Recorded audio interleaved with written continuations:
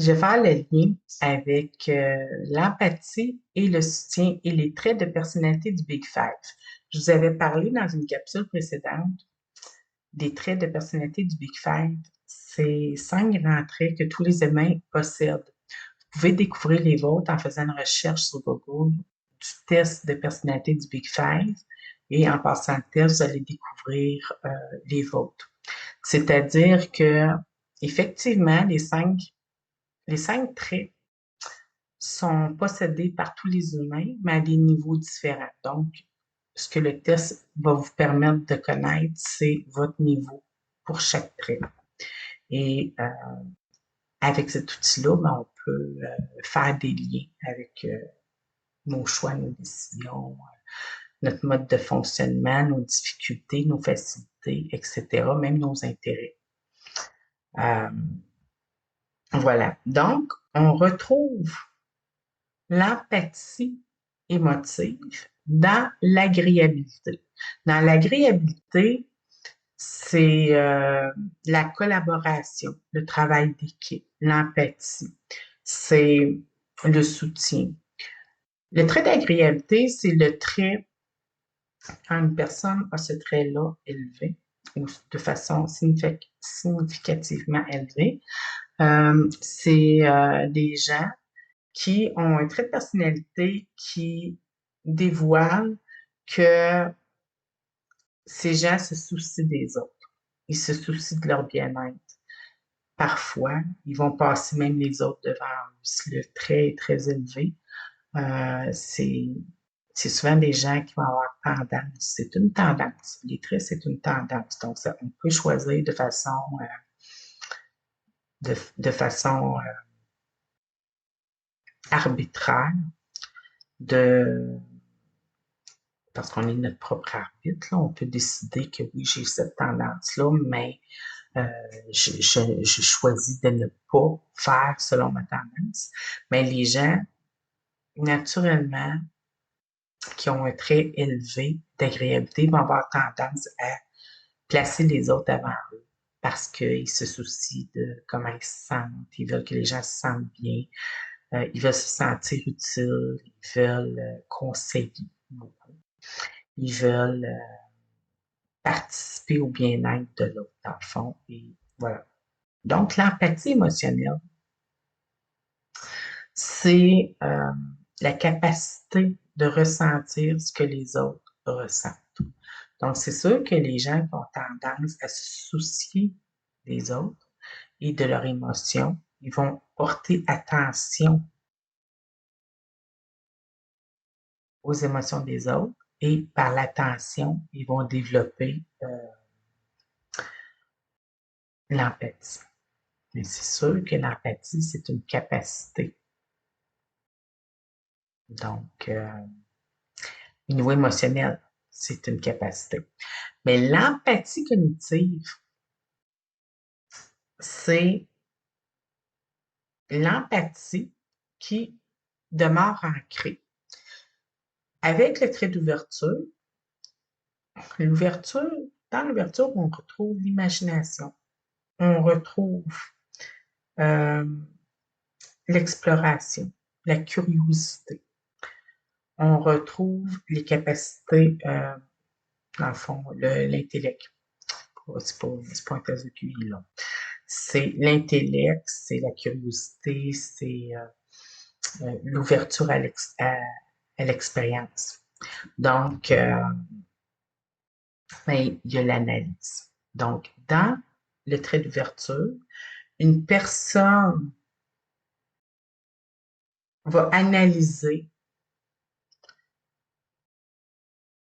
l'autre personne dans le but de reconnaître, se mettre à sa place avec la reconnaissance, avec le savoir, avec le sens. On va vouloir faire un lien, faire des liens et trouver le sens de ce que la personne euh, exprime, par exemple, vont vouloir, euh,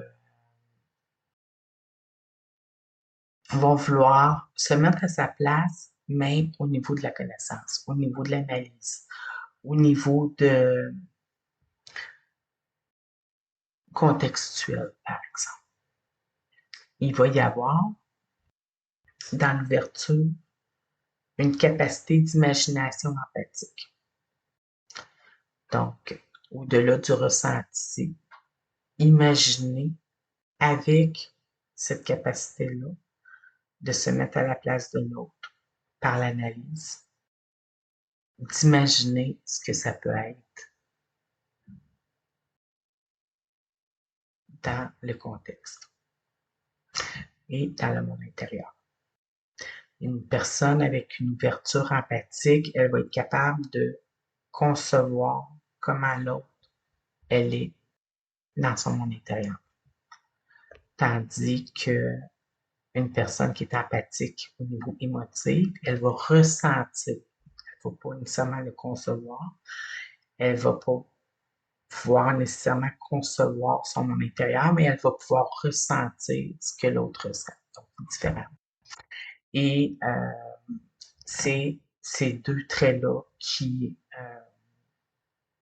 sont le plus corrélés à l'empathie.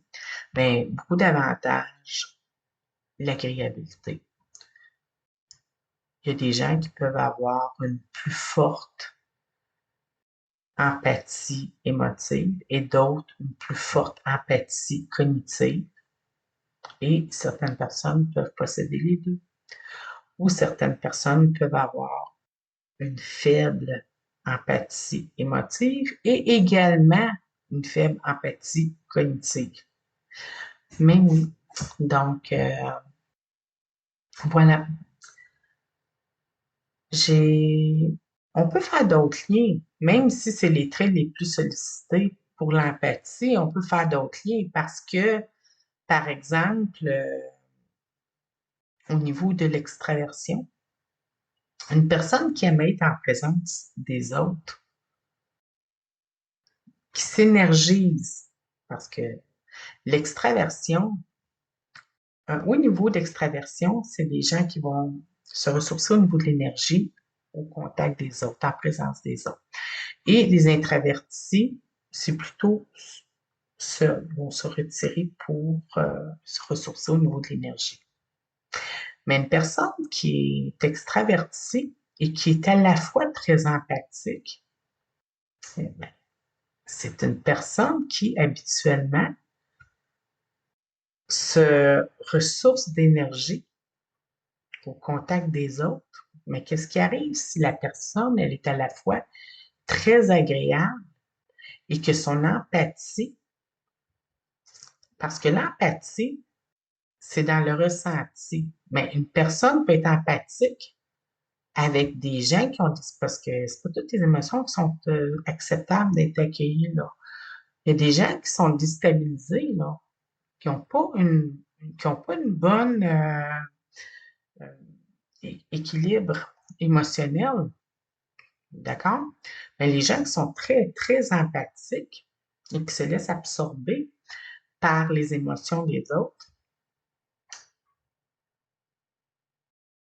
qu'est-ce qui arrive quand c'est des émotions déséquilibrées?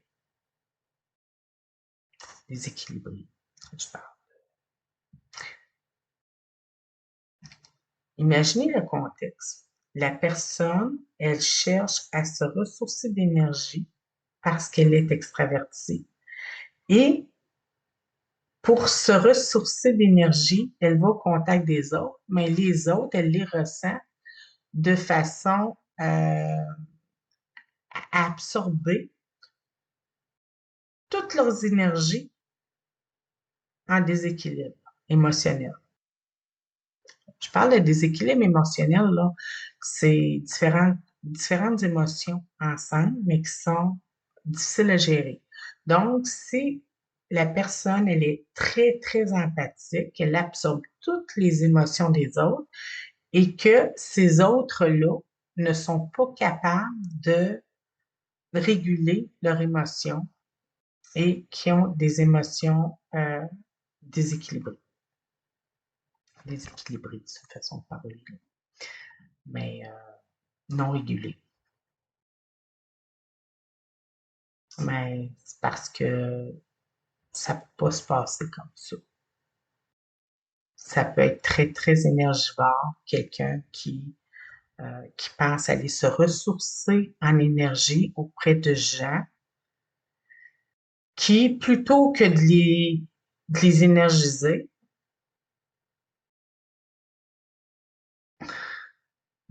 les, leur transmettent toutes ces énergies euh, qui ont de la misère à réguler.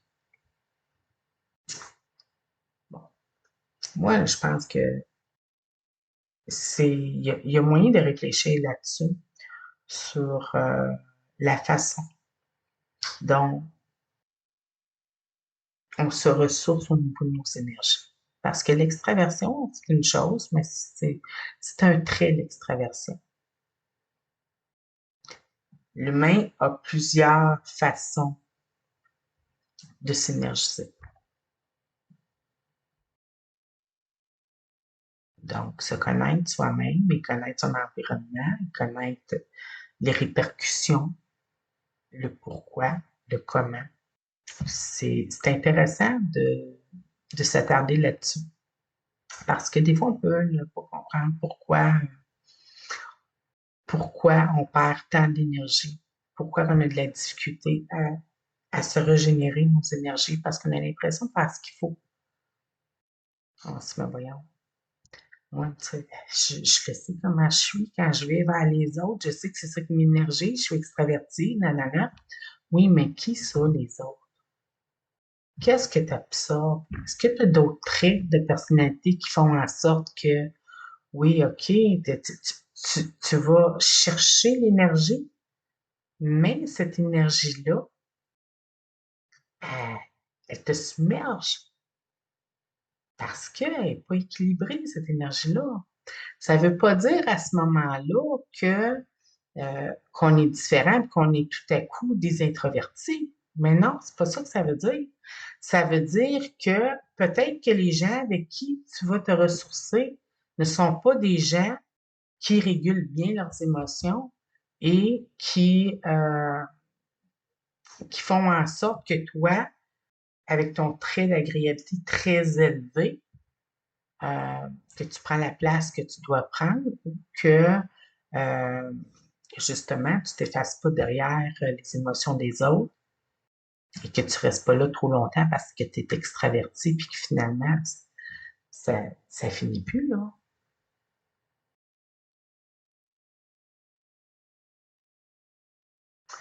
Parce que dans l'extraversion, il y a des émotions positives. L'extraversion, c'est un plaisir d'être en contact avec les autres. C'est une volonté et un plaisir d'aller vers les autres. C'est positif. Donc, plus une personne, elle est extravertie, plus elle a du plaisir au contact des autres. Mais oui, mais quel autre?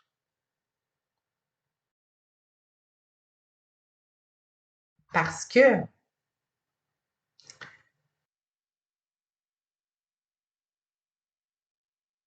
les émotions,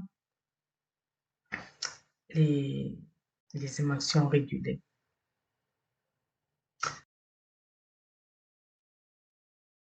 ça a un impact sur les autres. C'est pas seulement à soi, c'est sur les autres aussi.